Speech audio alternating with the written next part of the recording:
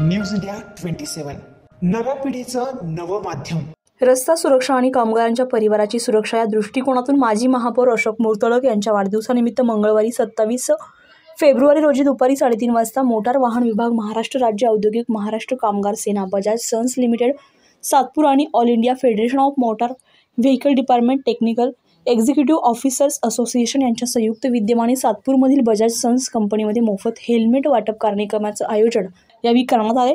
याप्रसंगी Bajaj sons limited कंपनीतील सर्व स्टाफ आणि 325 कामगारांना मोफत हेल्मेटचे वाटप करण्यात आले। कामगारांच्या परिवाराची सुरक्षा ही औद्योगिक महाराष्ट्र कामगार सेना आणि बजाज सन्स लिमिटेड कंपनीचे आद्य कर्तव्य आहे, कारण कामगार हा त्यांच्या परिवाराचा अविभाज्य हिस्सा आहे, असा संदेश या कार्यक्रमातून देण्यात आला। कार्यक्रमानंतर कामगारांनी हेल्मेट परिधान करून कंपनी परिसरात फेरी मारली आहे। बजाज सन्स लिमिटेड कंपनीचे MD सुमित बजाज म्हणाले की जगभर जनजागृतीमुळे अपघातांचे प्रमाण कमी होत असले तरी भारतात अजूनही अपघातांचं प्रमाण कमी झालं नाहीये।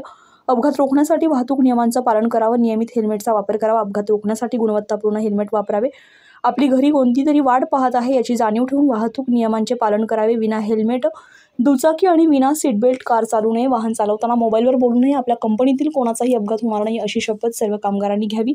यावेळी बजाज सन्स लिमिटेड कंपनीचे MD Sumit Bajaj, HR GM ललित देवनहल्ली, नाशिकचे तत्कालीन प्रादेशिक परिवहन अधिकारी वासुदेव भगत, मोटार वाहन निरीक्षक सचिन बोधले, नरेंद्र जाधव, सहाय्यक मोटार वाहन निरीक्षक प्रवीण सोनवणे, नमिता सानप, औद्योगिक कामगार सेनेचे सेक्रेटरी संजय बुटे, नितीन कातकाडे, प्रदीप बगाटे, राकेश बोरसे, योगेश चंद्राजे, वाल्मिक अहिरे आदी उपस्थित होते। न्यूज इंडिया मराठीसाठी हेमंत काळमिकसह अश्विनी पुरी, नाशिक।